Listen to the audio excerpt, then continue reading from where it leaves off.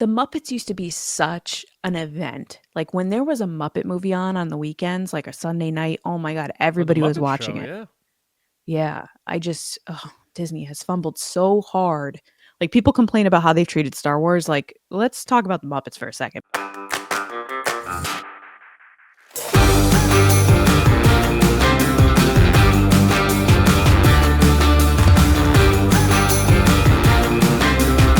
Welcome to Nerdy and Nice, everybody. It is Christmas week. It's Christmas Eve. And Christmas came early for DC fans because, as you saw in the title, the Superman trailer is here, and we are going to talk all about it to kick off the show today. I'm John. With me, as always, is Lacey. Lacey, how are you? Hi, everyone. I'm actually really pumped to talk about Superman. That trailer was awesome. Spoiler. So you're just ready to just dive right into the pool of DC at this point? I am. I don't know why you make it sound like I don't like DC. I like Batman. I've always liked Batman That's my true. whole life. No, yeah, it was Superman that you weren't really a fan of. No, I've never been a fan of Superman. And he's So if the you're saying are you ready to dive into like liking Superman, then yes, that is Okay. accurate. All right. But Yes. I've liked DC and Batman. I'm trying to think what else is DC. Batgirl. I like Batgirl. The Flash, I'm not really a Flash fan. Aquaman. No. Mm. I'm more of a Marvel person, but I'm definitely a Batman person. So I'm like Marvel and then Batman. That's the thing. I always saw it as Marvel has more depth on their bench, but Mm-hmm. DC has the two best players in the league. They're pretty iconic. I mean, they're like Batman and top. Superman. Like people will say Spider-Man, and I respect that. Mhm. But for me, Superman and Batman are the two top answers on the Family Feud board, you know? I get that. I get that. That makes sense. All right, well, we have a lot to talk about, so why don't Mhm. we make it official and get into what's happening? Human sacrifice, dogs and cats living together, mass hysteria. Enough, I get the point. Yeah, so as we hinted at just now, well, not really hinted, we were just discussing it. A new trailer has been released finally for James Gunn's first movie in his DCU, Superman. It's out in July of 2025. Probably one of the biggest movies of the year, definitely of the summer, but I think of the year as well. John, you did a reaction for us, which I Mm. thoroughly appreciate because you had discussed us both doing it, and I was like, I think it should be your thing.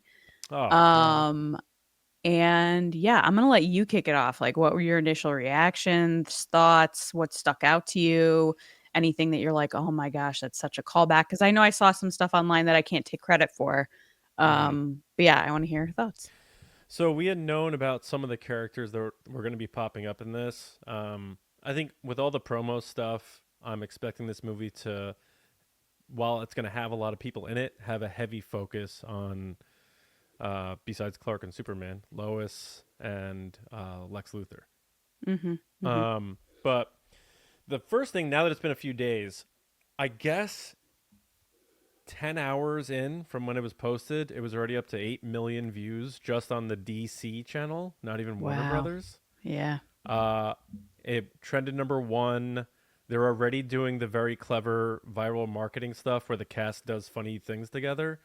James Gunn's finger is on the pulse, and he's doing what you're supposed to do with a legacy franchise is not rely on that it's a legacy franchise. You need to make people feel like Superman is relevant now, and boy is he doing that. And that takes me to Mm-hmm. the trailer because Lacey, my first reaction when I was watching it, which I recorded and it's on the channel, please watch it, that'd be cool. Was like, we're starting off with a battered, bloody, wheezing Superman. And all this time we've been talking about it's going to be hopeful and positive and, it's going to make us feel good. And James Gunn is, like, from frame one, reminding you of, like, no, this guy is vulnerable, and he needs help. And we're going to show you that, yes, it's Superman, and he's Superman as you remember him growing up, but Superman has enemies and Superman can be hurt, and we're going to remind you of that immediately. And then I they also go from, think they wanted to bring the dog in. I mean, So that's another interesting thing too, because when I watched that, that was one of the moments that sort of like got me a little bit. You looked That like you were gonna cry. I'm not gonna lie. It wasn't that. Actually, I got more emotional when I watched it after, because Mm. Daisy came over to me and I was watching it at my desk upstairs, and she's like, "I want to see." So she climbs up on my lap and I play it, and she just watches it. And I filmed her watching it. She didn't see that I was filming her, and she didn't ask questions. She was just locked in, and her face was emoting based on what was happening on the screen. And then the dog came up, and for whatever reason, I started getting a little like choked up. So I like the crypto thing is very comic booky, it's very cartoony, but it's James Gunn, and he's the only person that can make this work. And that the fact that it's a new Superman movie, and that's one of the things that like hit me in the chest. I was like, this is he's gonna deliver. Like, this is gonna work. And then they go from that right to Clark hustling and bustling through the street, and it's like when I looked at that juxtaposition, it's like, here's Superman, the ultimate force in the universe, alone, buried in snow, wheezing, bleeding, but in complete peace and silence, nothing around him. And then here's Clark, who he's supposed to pretend to be, like in this chaos of this city, and no one paying him any attention. And it's like they go from that to that, and I love how he established both parts of the character. The music, I didn't really love the electric guitar. It was Top Gunny. As soon as It I heard it, I was like, "Is this Top Gun?" It was, and they're using the same technique they used in Top Gun for Superman's flight in this, I guess. Mm-hmm. It But sounded very Top Gunny. but then they built it into more of an orchestral version. And I think they're going to even get grander with that in the actual movie. But the other part that really hit me was the very end, when it's doing that final montage. The music's really hitting, like dun dun dun dun dun dun, and it's the shot of Lois and Superman's like hands, and she like grabs his wrist and pulls him in, and he doesn't know what to do, and it's like she's telling him it's going to be all right. And that part hit me right there too, because it's like, you need to show that he is, even though he's not human, he's more human than we are, and he needs help too, even though he's physically invulnerable, aside from kryptonite. So they hit on all the beats, and then the special effects and stuff were just unreal. The cameos, you got Metamorpho, Hawkgirl, Mr. Terrific, Lex Luthor, of course, is going to be your main antagonist, and that he looks like menacing. He looks so much better than the Jesse Eisenberg version from He Batman. looks really good. Oh, yeah. So Nicholas Holt, yeah, he looks really good. yeah. And so all in all, it's a win of a trailer for me. It's didn't show us too much. Really no dialogue, if any. But I'm biased. Like I said in my reaction, I was like, look, I'm already going to see this. I'm probably going to take my son to go see this. So if you're looking for someone who had to be swayed, this isn't it. But this solidified it, that all these weird things James Gunn is doing is going to work. And I always thought that because of how he sold us on Guardians of the Galaxy. So what do you think, though? You, like you said, not the biggest Superman fan, but Which they did put in the thing, Guardians of the Galaxy. Yeah. Which is an interesting choice. You got to, because those movies were so successful, and if people see, the guy who made those is doing Superman, I'm gonna go see that. If the last Guardians was like not good, maybe they don't put that on there. Yeah. But I'm really more curious to hear what you think, because you've been on the hype train on this, and you love James Gunn. So what did you think when you watched the trailer? What was your first thoughts as you were watching?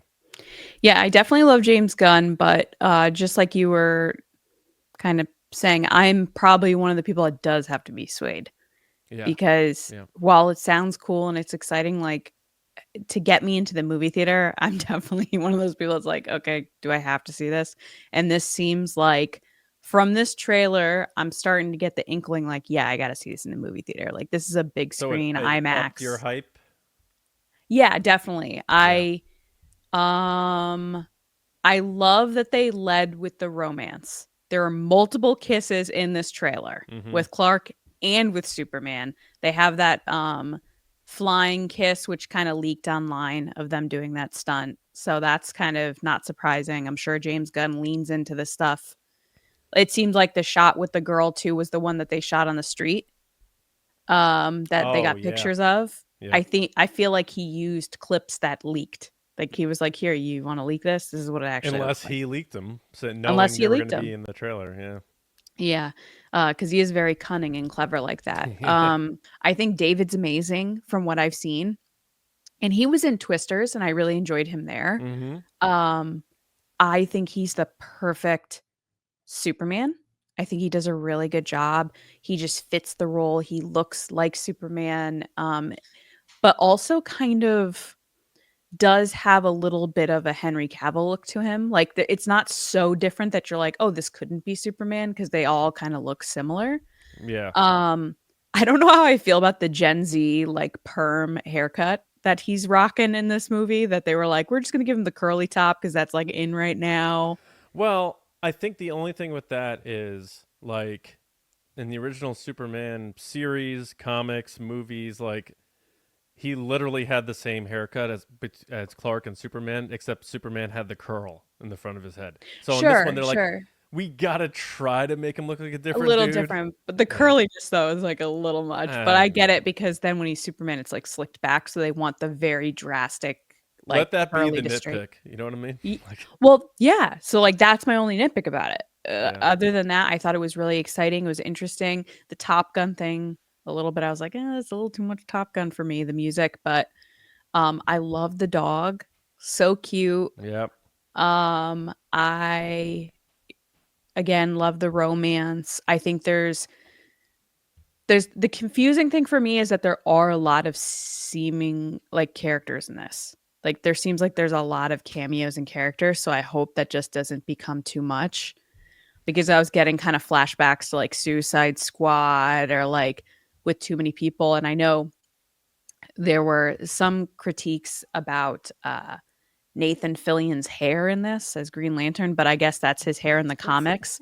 So people were making the jokes like, you guys want comic, true comic book movies. Like this is his janky haircut from the comic. And like, I didn't even recognize him, yeah. which is good. You know. Yeah, he does look very different, but the haircut is pretty terrible. I don't know. The hair in this movie's weird. But Lois looks great. I adore the design for the Daily Planet building. Yeah, that's very I think cool. that's something that was missing in previous iterations. It's just so cool with the globe on the top. It's so like iconic of what you think of when you think of Superman. I'm glad that they're doing that. Yeah, I'm pretty humped. Oh my god, I'm pretty pumped for this movie. You said you like David Cornsweet? Was that? No, I was gonna say happy and pumped, and so it came out wrong. But lovely lady loves. It's just too many. I literally pulled a Lindsay Lohan and said gruel. And it's kind of what. Yeah. No, Anyway.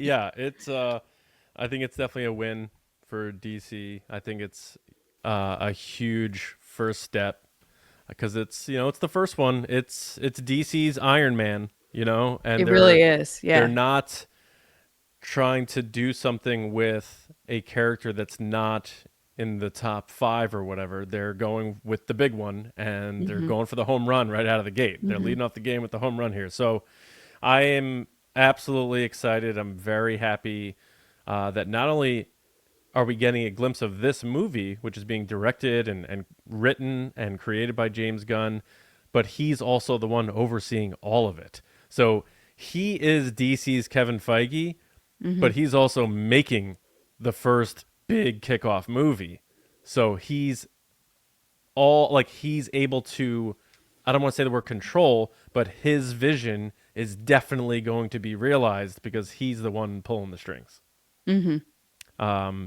And yet David Cornsweet, like, it wasn't a transition period. I don't know if that's because we've seen so much stuff already in terms of like on-set photos of him, but I was like, the minute that swirling gust of snow faded and I saw him laying there, I'm like, that's Superman. There he is. It was just it's the weirdest trailer though. Like my last thought on it. It's just the weirdest trailer because, like, who has the thought to kick off the new iteration of Superman with him laying in the fetal position, wheezing, bleeding out of his mouth and nose? Like, nobody would have guessed that. Nobody would have guessed it, but I think, again, it was for the dog moment. They wanted to have that dog moment. I think you're right. Yeah. And it Yeah. worked because they sort of scattered it around other clips.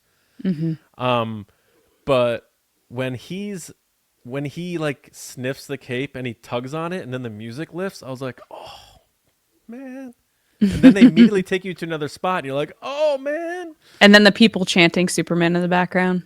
Yes. And the kid, That guy that throws the rock, the guy that throws the rock at his head, I was like, oh. Yeah. They did a little Sounds bit of that in Henry Cavill's in the Batman v Superman, but I'm glad they're doing it again. It makes sense. But yeah, not much else to say. I do feel like I need a little bit more out of the music because so far all we've heard is a sort of rearranging of the John Williams theme, but with the electric guitar. So I'm wondering if that is more trailer focused type stuff, just like, with Skeleton Crew using Major Tom, it's more of a modern touch, but I hope we get just a really powerhouse score from this guy because Superman definitely needs that. So I agree. I'm very excited. Can't wait to see it. I hope people turn out for it. I got to get a Superman shirt. I remember when I tried to get it and they were sold out. I got to try again. They're back. You should try. They are back. I got to get one. Get one. Absolutely. Yeah. But yeah, that's it. Any other thoughts on Superman? No, I think we can get into our next story. All right.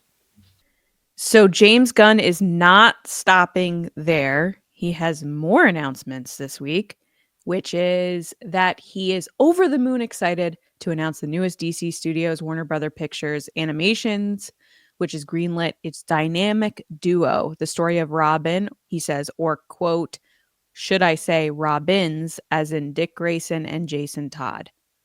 The first feature film from the visionary Sway Box, a mix of animation, puppetry, and CGI, a script from the wonderfully talented Matt Aldrich, produced with our partners at Matt Reeves' Sixth and Idaho, I'm assuming is their production company. This is something special. John, are you a big Robin fan? I know you like Batman. I know you like Superman. Do you like Robin? Because I feel like people are very passionate on whether they like Robin or they dislike Robin. I personally liked the one with George Clooney. What's his name? I'm blanking on it now. Chris O'Donnell? I liked Chris O'Donnell as Robin. So I know some people didn't. I did. He was Robin with Val Kilmer and George Clooney. Right. I didn't really like those movies because I was more of a Keaton kid. They were very campy. Keaton famously turned down the third Batman movie, and someone asked him why, and he just said, "Script sucked." I mean, that's fair. And once Tim Burton backed out, he left too. So then they went on to do the Robin thing, and they really started making it campy with Jim Carrey and all that. Robin's But hit or that miss song with me. from Seal, though, I don't mean to cut you off. That song from Seal is the best thing to come out of the Batman movies. What? Seal's not better than Prince? I'm just saying, Kiss from a Rose is such a good song. It is good. Even the U2 song on that soundtrack is good. It was a pretty solid. Yeah. Oh, and I think Smashing Pumpkins had a song on it. That was a good soundtrack. That was a good The soundtrack. 90s was a pretty good decade for music. Hit hard. But yeah, Robin's hit or miss with me. I don't know. Like I grew up watching reruns of like the Adam West like Batman show, and so Robin was always a thing. And then the Michael Keaton movie came out, and I was like, "Where is Robin? There's no Robin. What happened to Robin?" So then, as I got older, I started being like, "I don't really like Robin very much." So it really depends on how they're gonna do it. I think this is a great idea, though. This is like their answer to Into the Spider-Verse. The different types of animation in that movie. And James Gunn is making it seem more and more like he is approaching his DC story like Star Wars does, where it's like, this is all the story of DC. You're going to get some animated stuff like Star Wars does Clone Wars, but it's still part of this live action story that's happening with this character here. So I think it's smart to take certain characters and tell their story in certain mediums. I'm not Yeah. saying don't bring Robin into their upcoming Batman movie, but I got to see how they're going to work that. And I think we'll have a better idea once we watch Superman, which I'm still reeling, obviously from the trailer. But Mhm. yeah, I don't know. What do you think about this? Because I mean, I know you're not the the hugest DC fan, but I'm trying to pull you into it. I mean, I like Batman. I'm not the biggest Superman fan. I love Batman. Yet. Yet, I might have changed my mind after that trailer, the teaser trailer. But I I think this is fine. I've never really gotten into the Batman animation, which I know is I'm letting people down right now because they're so kind of legendary with Mark Hamill as the Joker and, other famous Kevin voice actors, Conroy, yeah. Conroy, the Batman. Um, I understand it. Look, guys, we're gonna say this a lot, but there's just so much to watch in so little time that, I would probably check out an episode of this to see if I like it or not, but, like, I am not super pumped for this like I am for a Superman movie or even a Batman movie. Hmm. I'm more excited for the next Batman to come out with Robert Pattinson or the Batman even after that, which is part of James Gunn DCU. Which, by the way, did we talk about who you think Batman's gonna be? I mean, I know you've said you want Glenn Powell to do it. I think it is him. You think he's definitely the Batman? I think he is, yeah. Hmm. And I Interesting. think that because he has other projects going on, and James Gunn does too, that there's no rush to have him be Batman right now. It's interesting. It's always like we talked about with James Bond recently, like new Batman castings, Superman, I guess to an extent, but new Batman and new Mhm. James Bonds are always the one people are like, who is it? They better get it right, you know? Yeah, they're so judged. Yeah, Yeah. absolutely, because I know when they picked Robert Pattinson, I was like, "Really? Edward Cullen is gonna be Batman?" And he killed it. He was awesome. I need I to ate my see words. Glenn Powell be more serious and stuff. Really? Yeah. Before I can see him as Batman. I could see him pulling off the facade of Bruce Wayne easily. He did that pretty much in Hitman.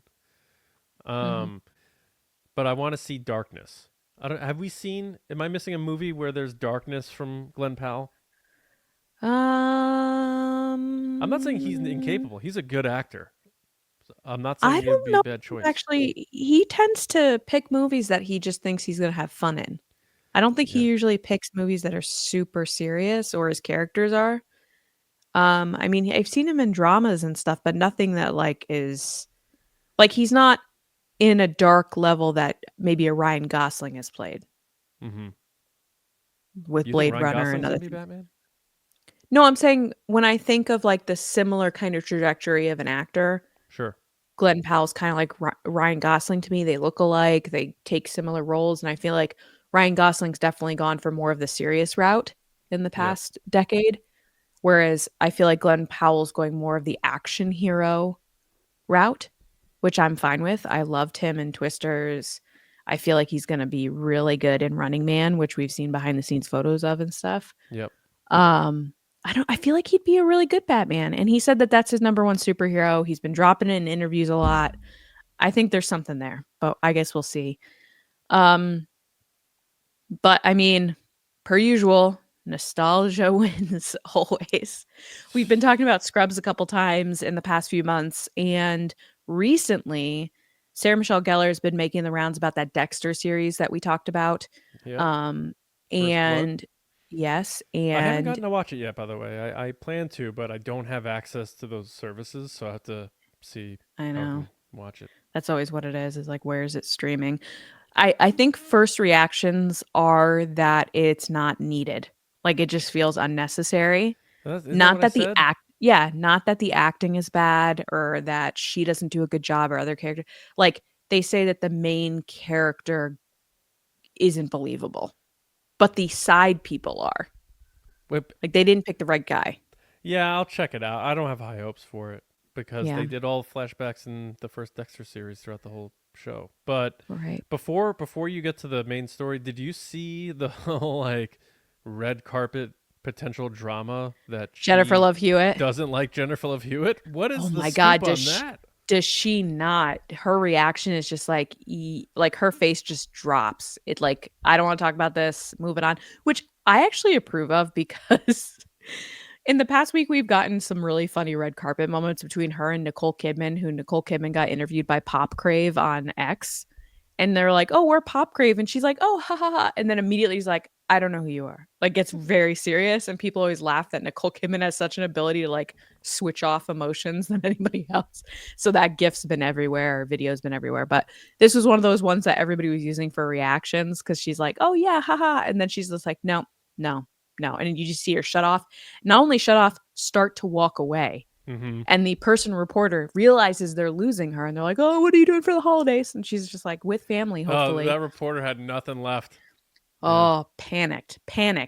But yeah, she asked about I Know What You Did Last Summer, the reboot happening, and if she would be a part of it. Now, Sarah Michelle Gellar's character, spoiler alert, dies in that movie. So Helen dies. Yes. yeah, how is she gonna be back? Like, I think there was an awkwardness about Jennifer Love Hewitt, but also like clearly this reporter didn't know that her character dies or something. Like it seemed like very like didn't do her research.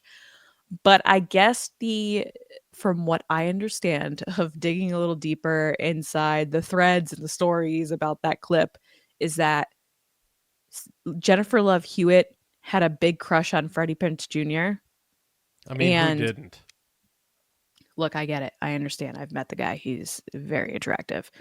Um, Humble brag. Not humble brag, just like he's been in front of me. Like he's just a very beautiful man. He's been in front of me. He has. He's within feet of me. Did Like you take your it's glasses off and say, "Wow, you really are beautiful"?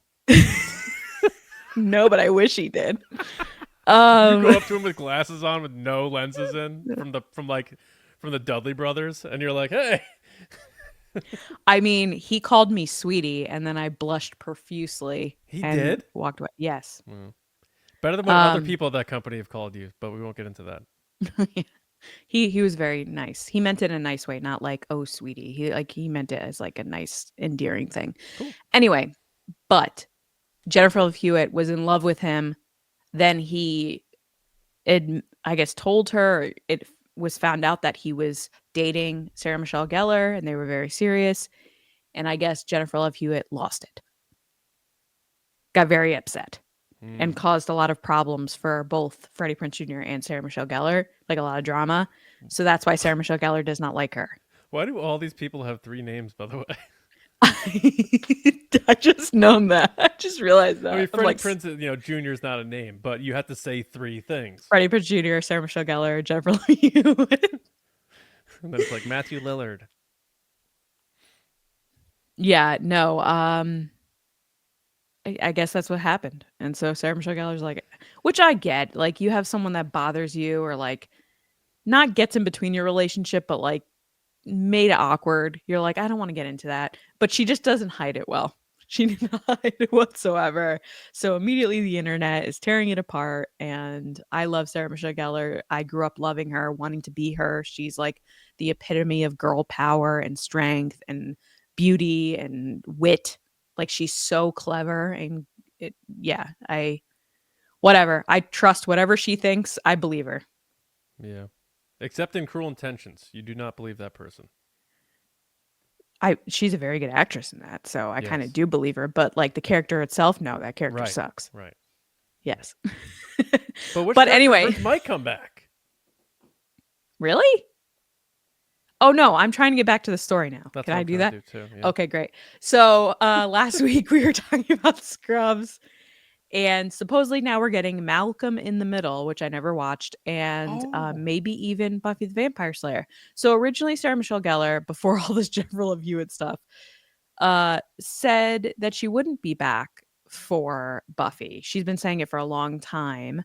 But she was recently on the Drew Barrymore show and talked about it and said, it's funny. I always used to say no because it's in a bubble and it's so perfect. But watching Sex and the City, the sequel series, and seeing Dexter, and realizing that there are ways to do it, definitely does get your mind thinking, well, maybe. And she all then goes on to say it could be anything. It's a universe, and it makes you realize that in this world we need those heroes, I think more so than ever. Like I said, I grew up with Buffy. I would love to see more Buffy. I don't know how they would do it, but it would be very cool to see. Especially because she's still super fit, so she could do all the cool fight scenes and stuff like she always was doing. Um, yeah, I agree with her that it just has to be right. Like it can't be rushed. It can't be, uh, you know, half done. Like they have to fully commit to the story, and they have to get all the other people back, or at least have them show up at some point. I think you could probably do a story where like she has a kid and that kid becomes the Slayer or something. Like you could do one of those. But the weird thing that kind of surrounds Buffy is that it was done by Joss Whedon. And Joss Whedon is very much not the guy in Hollywood for many a reason. So I don't know if anybody would touch it because of that unless it left his hands.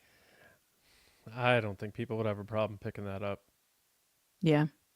Did you ever watch it? Because like I said, yeah, I've said it a couple times now, but I grew up on it. Like it was like my personality for about 4 years. Yeah, me and my friends all liked Buffy. You know, we were, mid-teens, and we thought she was just like so hot, and like, but we liked the show too. I thought the show was really cool.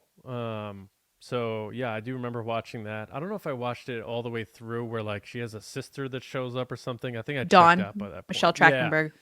I think I left after they sort of like killed Angel, but then he came back or something. I was like, all right, that's it. I'm all done. I mean, that was a heartbreaking episode if we're talking like but the best storylines. Kept it like to preserve its greatness. But then he comes back, and it's like, do you remember that storyline? That is the most tragic storyline. What happens? It's like Romeo and Juliet, right? He kills her or something like that, and then no, right? No, it's something about he goes into some like coffin with a portal and dies, right? The whole story of Angel is that he gets his soul back. He gets cursed and gets his soul back, so he becomes a nice vampire, and then he falls in love with Buffy. And the whole thing is, if he loses his soul again, he goes back to being a bad person. And the curse is that if he falls in love or has a moment of intimacy, he gets his soul taken away. Right. And he becomes a bad guy. So basically they fall in love, they admit they love each other, they have a very intimate moment together, and then the next day he's evil Angel again, and then decides to kill all these people and be a bad person. So then she has to fight him, and so then she finally stabs him at the end to send him back to hell. Yes. And then in that moment he turns back to his good self and still gets sent to hell anyway. Yeah. I remember it that is the most traumatizing thing for a 5th grader to watch. I was very upset about it. Very emo. I was very upset. But then he got his own show, which some people really enjoyed. Like Cordelia went to that show and stuff. I was never into it. I was pumped about that one episode where she goes to LA to be with him, but then she comes back, and then it gets really crazy. And there's a lot of like, she dates this guy in college, and then she goes with this, and she ends up with Spike. It's like this whole thing, but they'll bring it back. They'll do like an 8-episode thing on Netflix or something. I don't know who owns the rights, but WB was the ones that originally made it, but I don't know if they're still the ones that own it. That became CW. And did you ever watch Malcolm in the Middle? Because that's one of the other ones that's rumored to come back. I did. I liked. It's set for Disney Plus. Yeah. Yeah. I mean, you got Bryan Cranston, who only blew up since then, and he was always so good at comedy. Like I remember the first time I saw him was on Seinfeld as Tim Watley. And he was dentist, right? Yeah, dentist. And he was so funny on that he would crack up like Jerry on set. And yeah, he was really good there. And then Malcolm in the Middle, he plays the dad, and it's like such a good dad character because he's a goofball and who's like a screw up in his own ways. But what's cool about this is Frankie Muniz like retired from acting, and he's a NASCAR driver now. Like the kid who plays Malcolm, he's a NASCAR driver. Didn't he do a spy movie with like Amanda Bynes or something? He did do a spy movie with Amanda Bynes. Yes. But he's coming back to do it. The whole cast, I believe, is coming back. All the brothers and stuff. Hmm. I'm not sure about. I think his name is Chris Masterson. It's Danny Masterson's brother. Like, I don't know if he still acts anymore or anything. Mm-hmm. But if they're getting them all back, they were always a really good cast, and they already like recorded their little shorts talking about how excited they are, and it's going to be a short thing, like 3 episodes. Mm-hmm. So I think it'll be fun to check in with them. So I definitely want to check Malcolm in the middle out. Buffy seems like it's going to be way off, but I'll have interest in it out of the nostalgia for it. Yeah, the fun behind the scenes thing that came out of the Malcolm in the Middle kind of revival news this week was that Frankie admits that Bryan Cranston still acts like his dad, like ever since the show, and will text him to ask him how he's doing, That's supports awesome. Frankie with everything, like gives him That's really cool. updates, like still acts like his dad, even though they're not father and son anymore. So it's nice to just hear casts that stick close to each other, that remain, friendly and support. Like, I feel like the Modern Family cast is that kind of cast. Mm-hmm. Like, they go to each other's weddings and they support each other and they're always Yeah. there for one another. A lot of The Office was like that too, I feel like. Yeah, yeah, Yeah. yeah. It's nice to hear. Um, Next is a movie announcement that is right up my alley, which is that there is a Bluey movie happening in 2027. They announced it this past week. Huge news. There's going to be a Bluey movie. First ever animated Bluey movie will land in cinemas in 2027. Man, And they're just calling it Bluey the movie. that's perfect. Keeping it simple. Uh, the story behind this, they said they always wanted to make the jump. They're excited for it to finally happen. And look, I get it. Bluey's amazing. It is a phenomena. And yes, John is making the money symbol for those people that are listening. He's rubbing his fingers together like money. And 100%. This franchise makes so much money. Going to Costco, it's aisles and aisles and aisles of Bluey stuff. Yep. Going to Target, it's Bluey stuff. Anywhere, Dollar Tree, Five Below, Walmart, all you see is Bluey and people love it. So I love it too. I'm really sad that my daughter kind of is out of her Bluey phase already. I feel like she was there for like a month and I was like really enjoying it. And then she was like, I'm over it. I'm back to Blippy. And I was like, Well, in oh, 2 years, Arch will be able to go to the theater maybe and see it. you know what's funny? Archie's starting to get old enough that he is engaging with characters because that first year they're just kind of there. They're kind of like a potato for a little bit and then they hang out and then they're just kind of watching what's going on. He's starting to engage. He really likes Bluey. When the theme song comes on, he starts jumping in his jumper and stuff. And he likes Elmo. He's big on Oh Elmo. yes. Yep. Loves Elmo. Daisy, not as big on Elmo. Daisy was never big on Sesame Street. She likes Miss Rachel. She likes Blippi. She liked Bluey for a little bit. She loves Frozen. Her Oh. new thing is the Bumble Nums on YouTube. They're like these characters that cook things. But yeah, Archie loves Bluey and he loves Elmo. So fingers crossed that he gets really into Bluey so I can enjoy that. I'm looking forward to it. Nice. Are Yeah. you going to enjoy the Bluey movie? Are you going to take your kids? Do they like Bluey? Well, Johnny will. Holy cow! Johnny's gonna be 9 that year. Oh my gosh. Ugh. That's right. Because what's that, 2 Let's years not from even now? talk about that. Uh, 2027. That's a Star Wars year, I think. that's gonna be a Star Wars year. Yeah, we'll see. We'll see what happens. I mean, I know this movie's gonna make buckets, and it seems wholesome, so that'll be good for families to go to. But it's gonna be a surefire hit. I'm sure they are well aware of that. So no surprises here. Well, the writing of that show is so good that I feel like to make a movie, the story has to be there. I'm interested to see what it is Yeah. because their episodes are only like 15 minutes. So Bluey goes on an adventure, and as long as it's not Bluey gets lost and is by himself from his family or her her, family. her, her. I don't pay attention. I gotta pay attention, I guess. You should. It's so good. It's like that episode of Bluey changed my life. I'm not gonna lie. I'm not lying. It I changed I my life. I don't know how much I'm gonna pay attention to the next story though. Okay, fine. Next. I feel like some of these notes are for me because we went from Buffy, which is definitely me, to Bluey, which is also me, to this next story, which everybody knows like 100% is Glenn Powell's at the center of a bidding war over an erotic thriller called Homewreckers, which is funny because the picture in this article from the Hollywood Reporter, he looks so charming and lovable and like, hey, it's me, Glenn Powell. And it's like erotic thriller and the Yeah. Well, so the story is the actor is attached to star and produce in Homewreckers, an erotic thriller that is set with a sci-fi twist. It's a short story package that has several studios and companies hot and bothered. Huh? Legendary, Lionsgate, New Regency, Sony, and Warner Brothers are among the companies making offers in the mix for the project, which was unveiled to the town earlier this week. Interesting. So, John, are you interested in the story of an erotic thriller? yeah. I mean, it says it's tapping into movies like 9.5 Weeks and Fatal Attraction.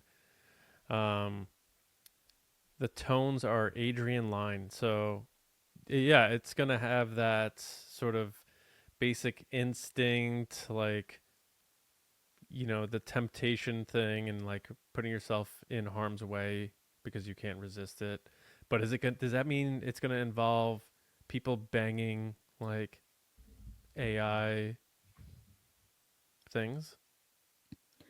I don't know, but I feel like this is just showing the star power of Glenn Powell specifically. Like all these studios are bidding on him because they know how wanted he is by fans, by the internet. People He, like watching his he movies. doesn't have to audition. No.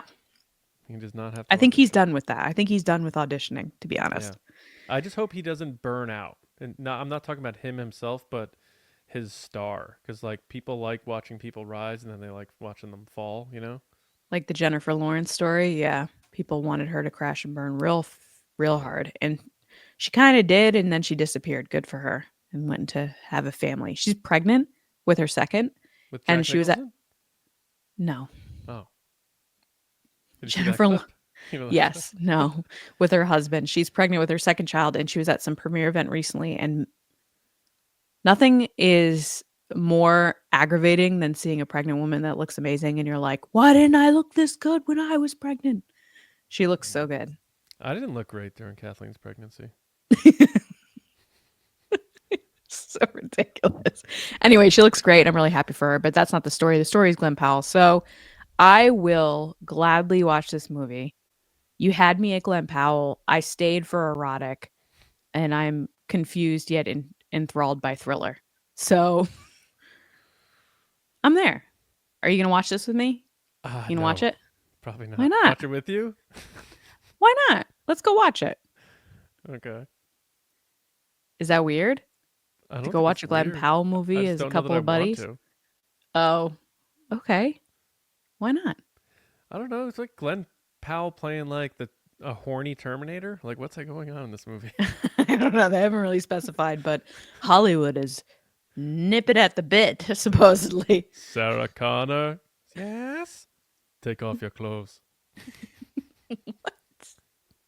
I'm using lines from Terminator, but in a different context. I don't know. Because he's how I going to feel be about that. banging the people, and he's a robot.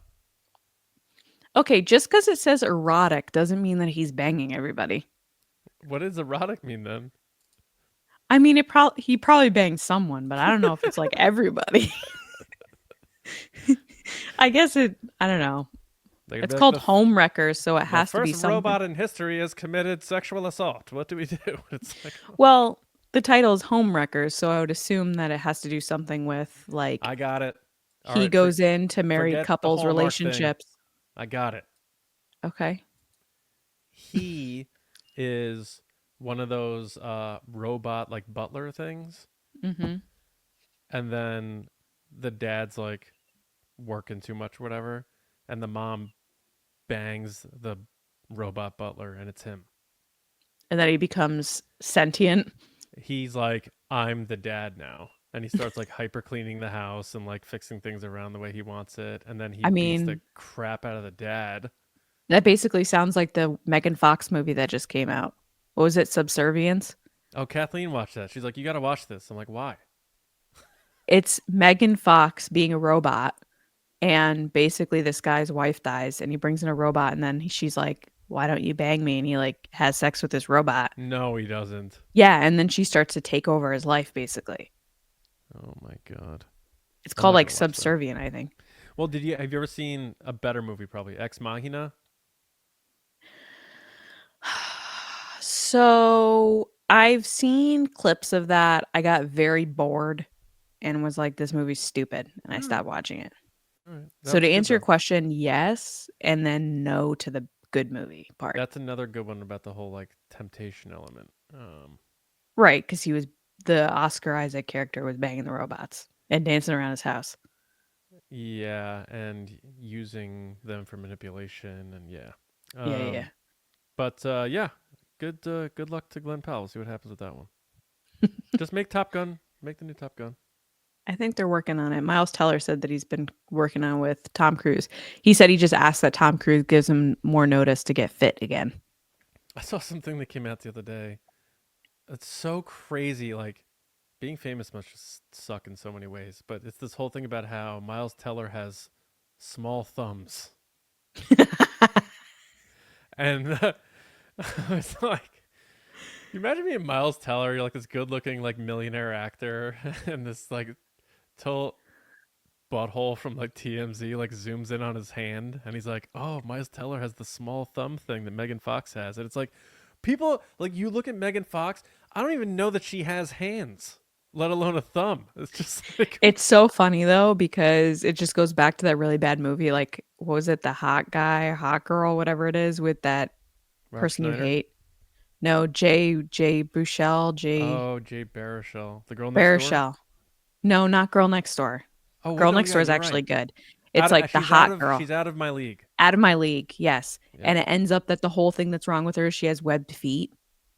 Yeah. Like she's absolutely perfect except Yeah. for her webbed feet. And then like that's what grosses him out. And everyone's like, what? Like it's the same thing. Yeah. Celebrities are under such a microscope. But at the same time, stuff like that, I know it's obviously hurtful, but I can't help but kind of laugh a little bit. Like I'm like, really? Like someone has that much time to be like, I measured their thumbs in proportion to like, do Yeah. I have little thumbs? Probably not. What I is it? don't Like think his so. thumbs are like this? I think they just look shorter, and the nails shorter. It's like a it's a thing. It's called something. Like Megan Fox has it. They said, and that's why I never married her. To be honest, That was you drew the line at the thumbs. You were like, that was nope, it. I'm like, can't do it. if our car breaks down and we gotta get a hitchhiker, we're not getting picked up with your thumb out there. So stupid. I'd have to have her lean over the hood like in Transformers to get anybody, and then that would be a creepy person who would turn out being a sex robot like Glenn Powell. Maybe it is the Glenn Powell sex robot. And then they wreck my home with Megan Fox and her little thumbs, and then I got to marry a girl with the regular thumbs. In this world where I'm not already married. All right. Well, let's get into some trailers. All right. Oh, God, I love that movie. We got 3 trailers on Trailer Time this week. We got a 3rd season of a very popular HBO show. We got a live action quote unquote remake and the next Marvel movie. So first we got White Lotus season 3. You got the new cast in place. No Jennifer Coolidge. Rest in peace to her character. But have you watched White Lotus? Any of the seasons? I have not, but I see that what's that guy's name that's in Fallout? I'm blanking on all the names tonight. Walter Goggins. Yeah, he's in this, and Walton everybody, Goggins, sorry. everyone loves him. Yeah. He's real good. He is I've good. never watched this. What's this about? So White Lotus is like a chain of resorts, and each season is its own story.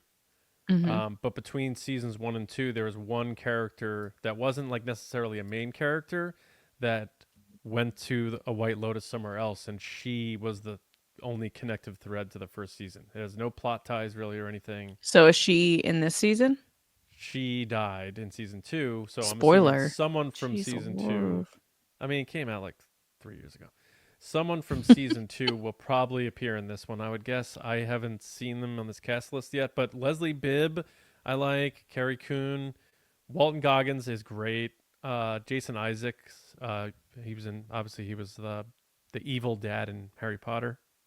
Mm-hmm. What was their names again? The What? blonde ones? Malfoy's. Yeah. Malfoy, Draco Malfoy. Yeah, he was that guy. Yep. Or Michelle Lucius Malfoy, sorry. Lucius is the dad? Yeah. Yeah, he was that guy. Yeah. Parker Posey is always good. So I think it's a good cast. White Lotus is just a very provocative. It's definitely a sexual type of show, no doubt about it. But there's always mystery and death, and it's a cool show. It feels like if the Knives Out movies were a show, sort of. I mean, it's a media darling. Like, it does very well at award shows and stuff. Yeah, I loved the first season. I thought second was good, so I'm down to check out the third. Sydney Sweeney was on it, right? She was on the first season. Yeah, that was the first thing I ever saw her in, actually. Was she good? She was good. And Alexandra Daddario was in that season. Steve Zahn. Jennifer Coolidge, of course. I forget the guy who played the concierge, but he stole the show. The guy was so good. But anyway, good show. I think this trailer's solid enough. All you had to tell me is White Lotus is coming back, and I'll check it out. Next up, we have... did you have anything else you want to say about this trailer? I don't. I just know Walton Goggins. I'll give anything a chance that he's in. All right. Every time, I always see him in his clips from Sons of Anarchy. Oh, all the time. His clips are always on the internet. Everybody always posts about him because they're like, he's just so attractive, yet I know who it is. Yeah. He plays the role very well. What was the name of his character in that? Damn. I forget. Anyway. I don't know, but the makeup in that show is ridiculous because he has very nice boobs in that show. He did. Yeah. All right. Lilo and Stitch up next. Now on to a family film. Yeah, it's a short teaser, only about 24 seconds. Clearly doing the pull the wool over your eyes and make you think it's about Lion King, and then boom, there's Stitch. I don't have much to say about this beyond it's going to make a ton of money because it looks a lot like Stitch. The animation looks great. It's the same person doing the voice, and he's cute. And families are going to funnel into theaters late May to see this. I would be shocked if it doesn't make $1 billion. What do you think of this clever little teaser playing off? They keep doing this stuff? Yeah, they keep doing this where they're spoofing on like the sandcastle with the Disney castle. They keep spoofing on. It's like Disney making fun. He's kind of like the little kid Deadpool. Like he's making fun of himself and Disney, and is very kind of self-aware. That's a good comparison. That's what the marketing feels like. It feels like, hey, it's Deadpool for little kids. He's a little menace. He's Disney's little menace, which is what Deadpool is. Yeah. I am definitely going to go see this. I think, like you said, it's going to make $1 billion easily. Two things, because it looks really great. Well, three things. Looks really great. Has the original guy, like you said. The third piece of this, I think Disney's very confident in it. They keep teasing this and teasing this and showing it and teasing it. I've seen more about this movie than any other Disney movie coming out, which to me says that they're very confident in the product and they believe it's going to make $1 billion. Yeah, I think what benefits something like Lilo and Stitch is it is a kid's story, first of all. So you don't have to get through the thick of all the thematic drama like Lion King has to do. Yeah. Yep. It's just like, and even Jungle Book, like the live action one, felt heavier than, Bare Necessities of the original. I'm trying to think of the other ones. Like Beauty and the Beast had some like serious tones to it, of course. Like Lilo and Stitch, they just got to have a good time, and like they know the story because they're essentially retelling it. I believe it's a retelling of the first movie. Yeah, it's the live action version. Yeah. So they know that people like that story. All they had to make sure was that they got the animation right, and that he looks right. Don't do the Sonic thing that they did initially with the Sonic stuff, and get the guy who does the voice. They got him. And get a girl who is a decent child actor. And that's it. You got $1 billion. So I would be absolutely confident if I was Bob Iger, because you know what you're getting out of this, and you know that there's an audience for it. And the more they dial up the adorableness of him, the more you're gonna get more people to go see it. So, yeah. I agree. All right, last one here. I am changing my tune a little bit on this movie, but it is I am too. Captain America: Brave New World. You and I watched the first teaser, and I don't think we were all that interested in this. But what are your thoughts coming out of this trailer? What put you over the top? Was it the epic music? Was it H. Ford hulking out? What do you think of this trailer for Brave New World? I think that they're playing up the nostalgia thing, like we said throughout this podcast all day, with Chris Evans, who looks very much like Joe Biden in his old man Captain America does. gear. I think that, I still stand by what I said last week, which was I don't think this is the most anticipated movie next year. I strongly believe that's Wicked from how it's done and how people are talking about it and how people can't wait for it to come out. Wicked 2, Part 2 is the most anticipated movie next year. No way. I think so. It's made buckets of money. I don't know if this is it. That doesn't mean I don't think it's going to do well. I do think that Anthony Mackie is great. I do think that Harrison Ford is wonderful. And off air, when we were rewatching this really quickly, I said Harrison Ford just has one of those voices that you immediately like pay attention to. He's just got such a good voice. Like me. And he's going to deliver. And while he said he's made jokes about like, yeah, I just put, dots on my face and get paid. He's going to do a good job. He never does anything half-ass. It's Harrison Ford. I thought this was a fun trailer. It had good kind of cinematic moments. I love the cherry blossoms in Washington D.C. That was a nice choice. It'll probably be a fine Marvel movie. I don't know. I'm just not as excited about this movie as I am for like Superman or Fantastic Four. I like that you're excited about Superman. 2 Two things.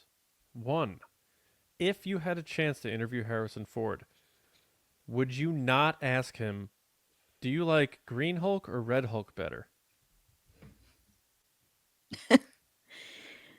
I would have to seriously think about what I would ask him because I would want to make it worth his time and a real question that would give me a real answer and not an I don't care or this is beneath me kind of, which is understandable because I this past week have seen so many interview clips from certain people that interview celebrities all the time and they are just not good. They're bad interviewers.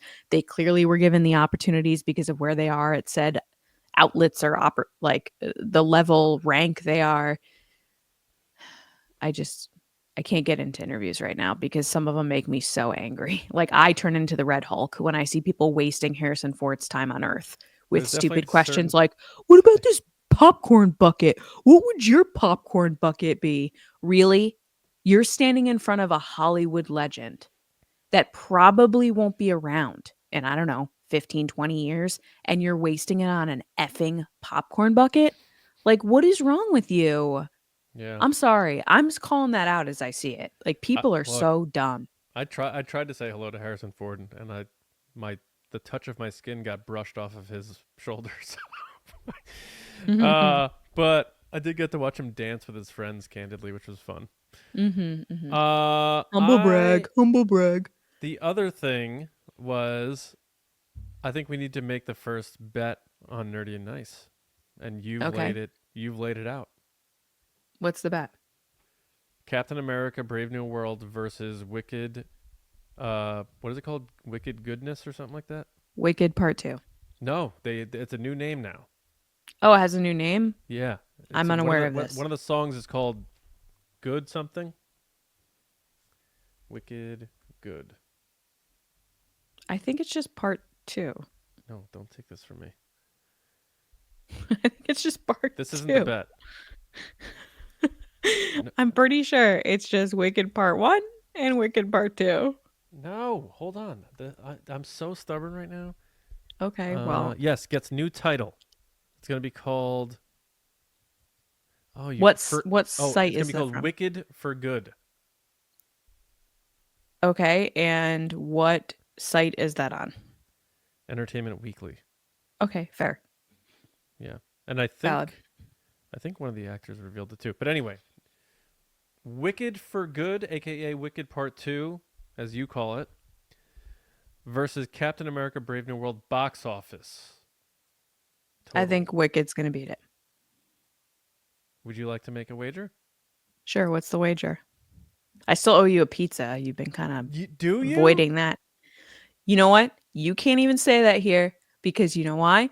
Numerous times I've said, let me bring over a pizza to you today. And you've been like, can't, busy. Why don't you can't, bring it? just ate pizza last night. Can't do this. Maybe you brought it over this past weekend with all the stuff you had to bring me, and you forgot that you did that. And there was a pizza. Shut up. And we ate Okay. pizza. What's the bet? Go ahead. What's the bet?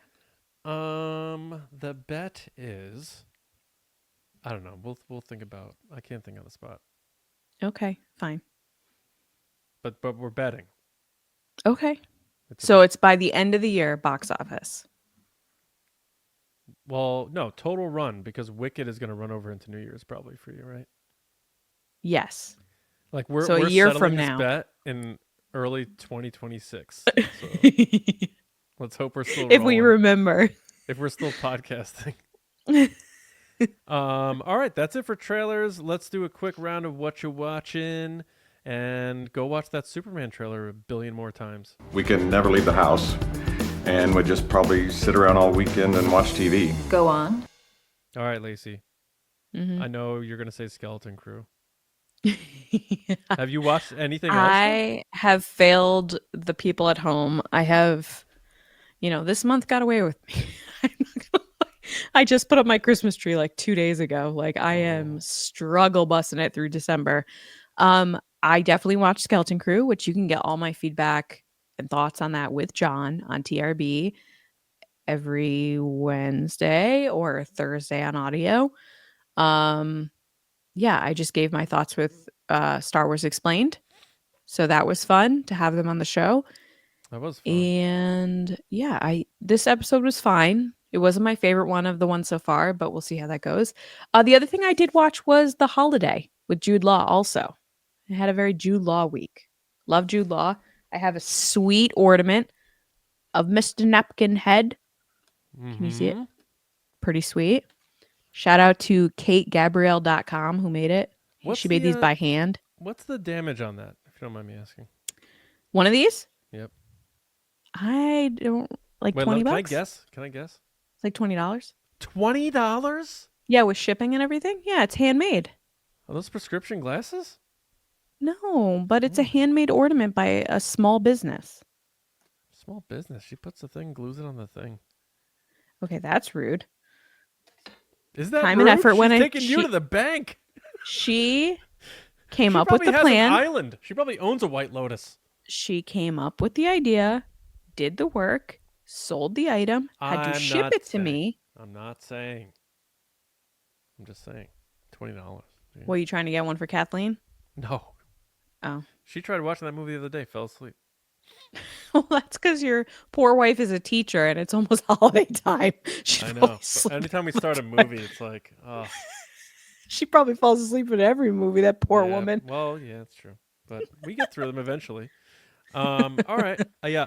It's funny. You're themed with Jude Law. I just realized I was relatively themed with Jason Bateman because obviously Skeleton Crew. But then I watched Office Christmas Party, which has been out for like 7 or 8 years, but I've never seen it. Yes. Yep. I've entered that phase in the Christmas season where I've watched all my favorites too many times. So now I got to dig into the Walmart bin version of Christmas movies. Yeah. And this was actually decent. It's pretty funny, but it's not on that Mount Rushmore. But if you want a Christmas movie that's pretty funny, has a good cast, and you're out of other movies to watch Office Christmas Party. It's pretty funny. But then I watched, of course, I said Skeleton Crew, but Carry On, that movie that came out I heard that on was Netflix. amazing. So here's the thing. I've seen people say, oh, it was too cheesy or whatever. My take is it was great. So Taron Egerton, who I like, he was one of the finalists for young Han Solo. He has carved out a really nice career for himself. And he plays this guy who works for the TSA, and he gets roped into this big thing. And it's like, have you ever seen the movie Phone Booth? No. So it's sort of like Phone Booth, if for our audience who have seen that, mixed with like a sprinkle of Die Hard, which Lacey loves. Mm-hmm. And it's not cat and mouse, but it's sort of like who's gonna blink first type of thing. It's a suspenseful thriller. It absolutely over the top. I mean, so was Die Hard. So were a lot of action movies, and there are some moments where you're like, wow, this is getting crazy. But so did a great movie like Baby Driver. And so like sometimes you just like movies don't have to be exactly how real life would be. You know, I gotta see that. I've heard great things, no bad things, only good things. you haven't seen Baby Driver? No, Carry On. Oh yeah, Carry On. I've Check heard it it's out. really good. Yeah, I think Matt might even like it. And I mean, let's be obvious. The thing I'm watching this week, Squid Game. Squid Game Oh, season 2 yes. comes out. Squid Yeah, we're Game. gonna do our we're gonna launch our first giveaway on our next episode, I guess. And we'll have to do reviews because I am Yeah. watching that. I don't care what time of night it is. I am going through it. Yeah, Can't and wait to watch it. I do want to go through the new DC show that came out too. So hopefully we can get to doing more reviews. It's just the holiday season's crazy. We'll ramp it up in the new year for sure. But that's it for me for what I'm watching. Wait, before we go, because of the holiday season, first of all, thank you for watching and listening to this. We appreciate it. John, before we wrap things up, you brought up Mount Rushmore. What is your Mount Rushmore of top, 4 Christmas movies Oh, of all time? can I look up an old tweet where I did this? Oh, you did this already? Don't do that. Come on, be genuine right now. My all-time top 4 Christmas Mhm. movies. Mhm. Home Alone is 1. Mhm. Elf is 2. Mhm. 3 is Home Alone 2. And I guess 4. It used to be Christmas Vacation, but I don't know why I'm like souring on it a little lately. That So movie isn't funny. I'm sorry. I'm gonna go ahead and throw that out there. I don't like that movie whatsoever. It is not I great. think it's funny, but Matt loves it, and every year I have to buy him like all this Christmas Vacation stuff. And that's let why me you just don't tell like you, it. That's let me why just you don't tell like you, that trademark is racking in the money. Like it is not cheap it. to buy Is Christmas Chevy Chase Vacations. making that money? I don't know. Their stuff is so expensive. Like Christmas Vacation stuff is not cheap. Sorry, go ahead. I'm trying to think of what my 4 Home is. Alone 1, Home Alone 2, Elf is what you have. Elf, and then am I allowed to throw Die Hard on there? Yeah. Yeah, Die Hard. I would say The Holiday, obviously. Elf, Home Alone, and there's so many. Are you a Christmas Story girl? No. I don't think I'm not into I've those never as even much watched that either. movie, I don't think. Oh wow. Imagine if I was like, and The Grinch from 2018 with Benedict Cumberbatch. No, I honestly think might choose Die Hard. I really Wow. enjoyed it. I really enjoyed Die Hard. We have almost the same list then. But I feel like I'm missing something. There's something I know Love Actually is always the one everybody picks, but I don't really feel Do like you like that's a any of the great movie. classics like Miracle on 34th Street or Never seen it. It's a Wonderful Life? Oh, It's a Wonderful Life. Oof. I might have to pick that one over Die Hard. Babes in Toyland, Nutcracker. Daisy just got into the Nutcracker Christmas with Carol. Macaulay Any Culkin. iteration of Christmas Carol that you Oh, like? Muppet Christmas Carol. That There you takes the go. place of Die Hard. Muppets Christmas Carol, that's got to be up there for me too. Slaps so hard. I also like the 80s Mickey's Christmas Carol. It's only like 22 minutes or so, but they do it with Scrooge McDuck as Uncle Scrooge and all the classic Oh, Disney yeah, characters. I've seen that. Yeah. That one I grew up on, so that one I love too. But You ever seen Christmas Toy? Christmas Toy? It's a Jim Henson movie that was on Nickelodeon back in the day. It came out in 86. No, I can't say I And it have. has Kermit in it. And it's like the whole story of it's based, no joke, it's basically Toy Story before Toy Story. It's this room of toys that all come alive at night And if they get seen by people, they have to freeze. And if they don't freeze or get back to their original position, they then get frozen forever. Literally, when Toy Story came out, I remember when I was little, I was like, this is Christmas toy, but not. But then Disney bought the Muppets, and I don't know if during that time, like, it okayed the story, but you can watch it currently on Peacock, the Christmas toy, but it is in 4:3. It's dated. Like, it looks like they ripped it off of VHS, but it is on there. Yeah. And they have songs, and there's like a Barbie toy there that is really funny because they'll be like, we're going on a mission or something to figure out what the new toy is for Christmas, because just like Buzz Lightyear, there's a new toy every Christmas. And so the toys get all upset because they're like, who are these new toys? And the one toy that is the current top toy, the Woody, doesn't want to get replaced. So he goes on a mission to kind of sabotage the other toy. What are You're telling me Toy Story right now? That's what the Christmas toy is. So the Christmas toy is Toy Story rip off that? I think so. 100%. How has this not been like talked about?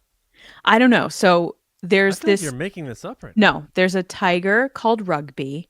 He is the current top toy in the playroom. It's Christmas. He doesn't want to be replaced. So he goes on a mission to sabotage the other toy, which is a Barbie called Nymphadora. It's like this like space Barbie. Oh my God. How have I never seen this? This was like my childhood. Like, this movie is like a core memory for me. Wait, what year did this come out? 86, I think. But they played it every Christmas on Nickelodeon. Holy cow. So then he goes on this mission, and there's a cat toy that's his friend that goes on the mission with him, and they go downstairs, and then he realizes the meaning of Christmas and that, you know, they're all loved, even though one's the new toy and one's not, etc. But my favorite character is there's a Barbie in this dream house type situation, and typical Jim Henson humor. They're like, okay, we're going on a mission. She was like, oh my God, I'm not even dressed for that. I need to find something else. And then it cuts to her in her house, and she's like, oh my God, what should I wear? And then it cuts to whatever they're doing. And then they come back and they're like, okay, the mission's over. She's like, it's over. I'm not even dressed right. And so then she goes back to like get a different outfit.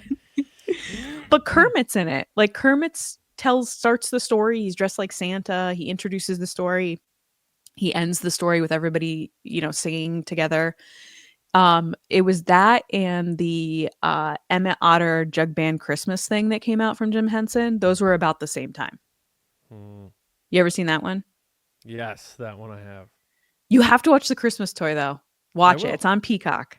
I will. And I bet your kids would like it. It's like old school Muppets, like old school stuff. I'm like disappointed that I guess it wasn't created by Jim Henson. Maybe that's how I missed it. But it's Jim Henson's Christmas toy. That's the title of the movie. Yeah, but he didn't like write and direct it. He's like producer. I think he did. No, I just looked it up. Some other guy.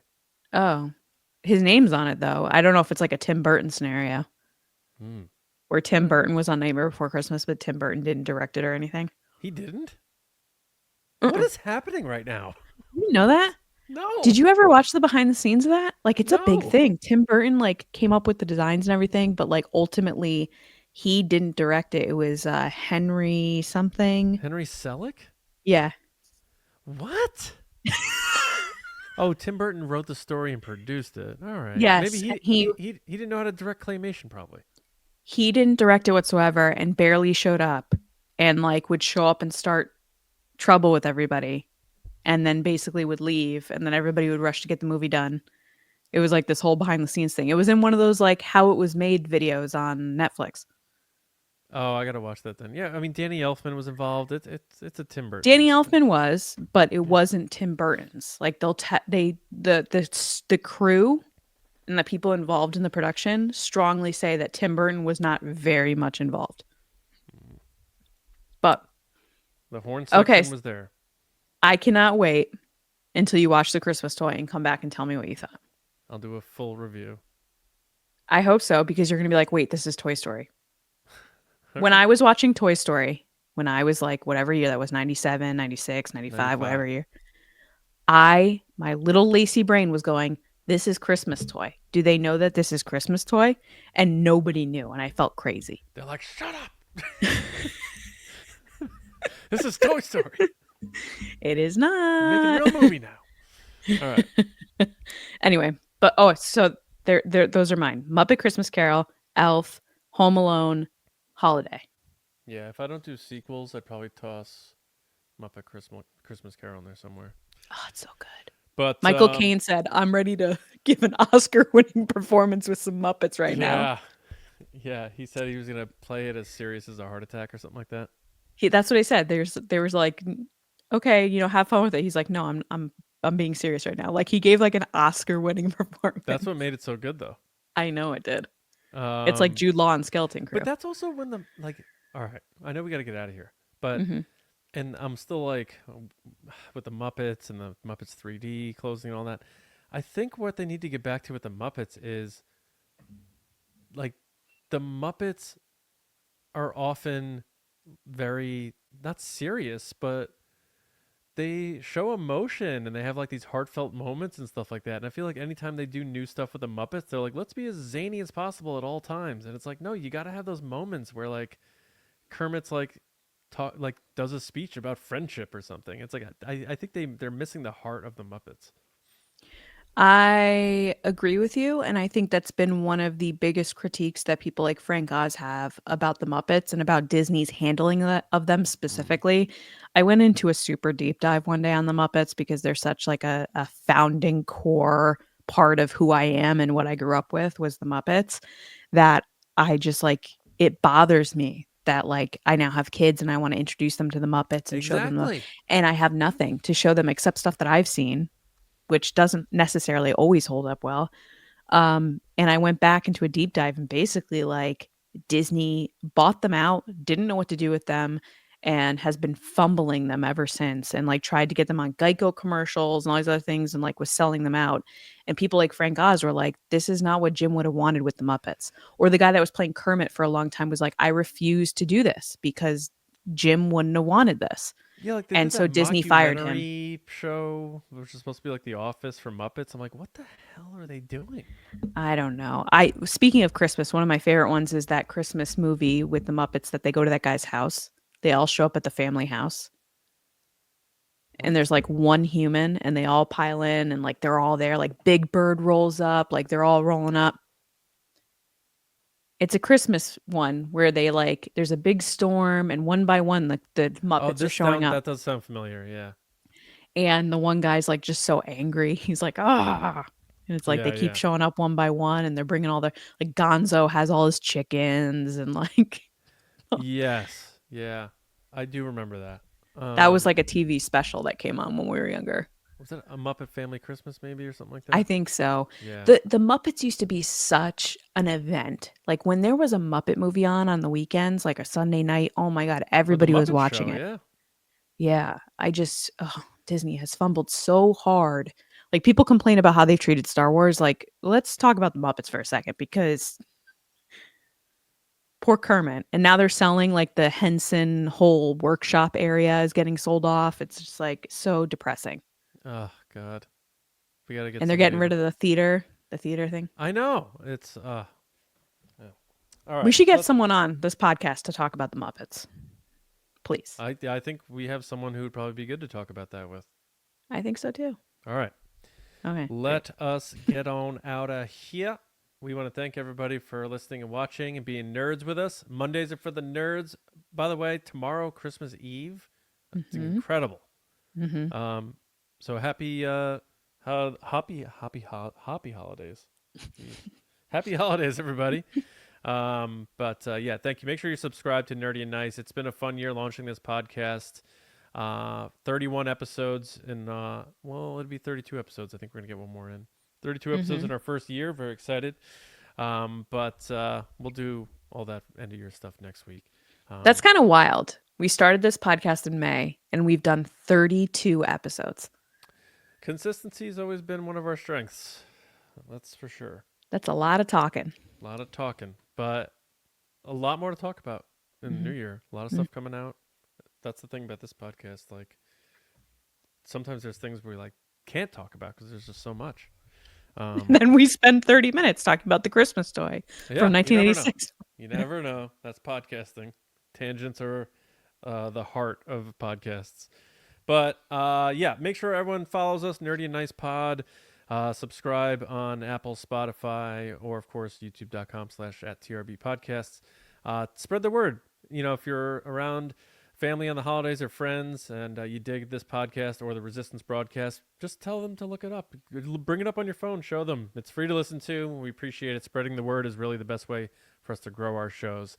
And if you'd like to get more and also support what we do, head to patreon.com/TRB Podcasts.